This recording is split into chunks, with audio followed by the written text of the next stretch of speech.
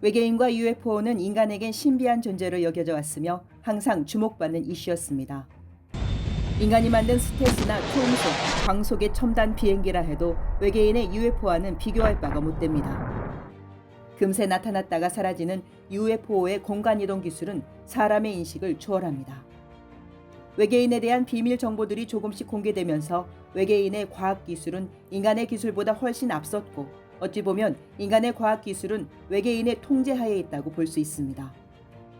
어떤 첨단 기기들은 외계인이 그 기술을 전수했다는 얘기도 있고 심지어 외계인을 탐지하기 위해 인간이 발명한 장비까지도 외계인이 의도적으로 인간에게 전수한 기술일 수 있다는 추론도 나옵니다.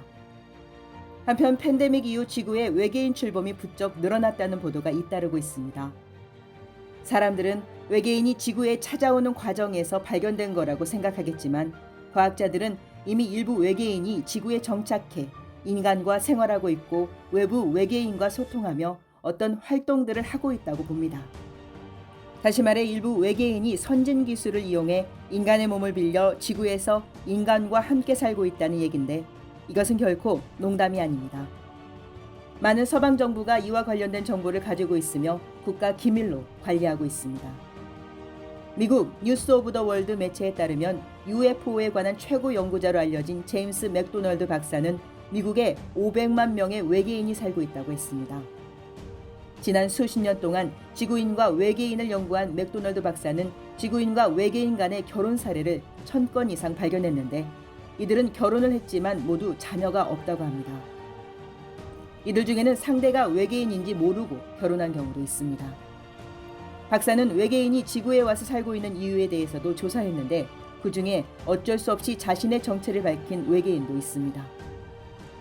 FBI는 2003년 3월 뉴욕 월스트리트에서 의문의 주식 투자자를 체포했습니다. 미국 증권거래위원회에 따르면 앤드류 칼슨이라는 44세 남성은 단돈 $800로 주식 사업을 시작했습니다. 그는 126개의 주식을 샀고 반년도 안 되어 대부분의 주식이 올라 3억 5천만 달러의 수익을 올렸습니다. FBI는 그가 신뢰할 수 있는 증권 내부 정보를 불법으로 입수해 주식시장에서 큰 돈을 벌었다고 추정했습니다. 수사관은 그를 체포한 후 정보 출처를 공개하라고 요구했지만 칼슨은 그런 건 없고 자신이 2256년 미래에서 온 시간여행자라고 주장했습니다.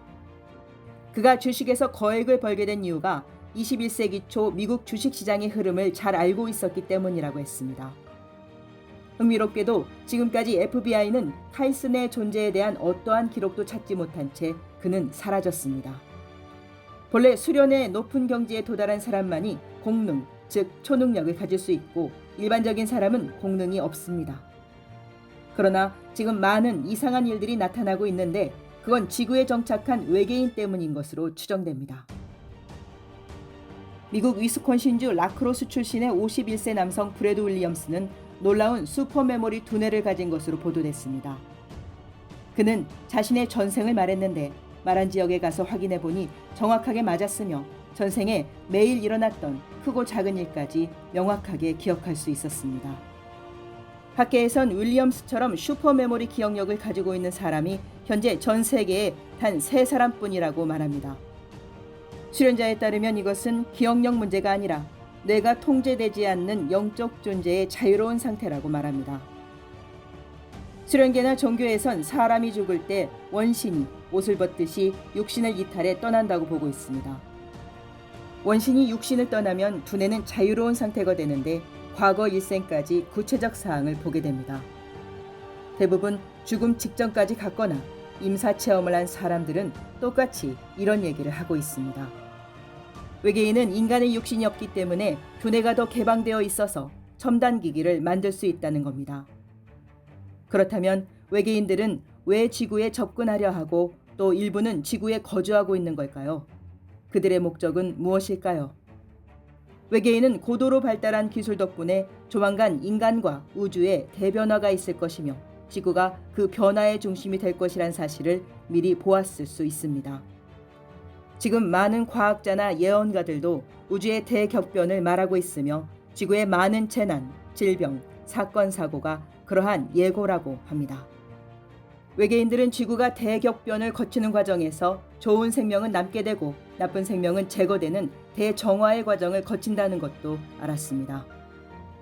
인간의 기준으로 본다면 도덕 표준에 도달한 생명은 살아남고 그렇지 못하거나 거부한 사람은 도태되는데 여기서 살아남은 생명만 새로운 시대로 진입하게 된다는 것이죠. 이런 주장은 지금까지 높은 수련자나 예언가, 종교를 통해 많이 거론된 문제입니다. 그렇다면 외계인도 우주의 생명으로서 우주의 갱신을 마주해 도태되지 않고 살아남아야 미래로 진입할 수 있게 됩니다. 외계인 또한 우주 특성에 동화돼야만 살아남을 수 있으므로 그들도 이를 해결해야 하는 시급한 상태에 놓이게 됐습니다.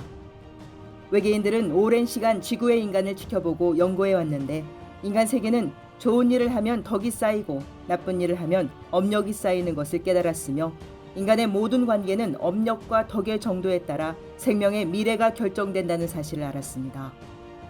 고대부터 인간 세상이나 종교에선 덕을 쌓아야 죽고 난 후 좋은 곳으로 갈 수 있다고 얘기해 왔습니다. 외계인의 입장에선 사람들이 우주의 다른 차원을 깨닫도록 돕고 사람들의 경직된 사고를 여는 걸 도와주며 현재 인류가 직면한 위험에서 벗어나게 도와주는 일을 좋은 일로 보고 덕을 쌓는 일로 판단한 것이죠. 물론 외계인이 이렇게 했다고 그들이 모두 구원받을 수 있을지는 알 수 없습니다. 좋은 행위를 하는 것도 표준이 있기 때문에 그 일에 대한 최종 결정은 우주를 주재하는 창세주께 있는 것입니다.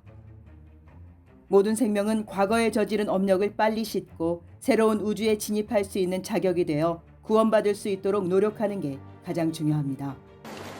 우주가 정화와 갱신의 대격변기를 맞은 이때 의문에 쌓여있던 외계인의 미스터리도 차츰 밝혀지고 있습니다. 지금까지 미디어파이였습니다.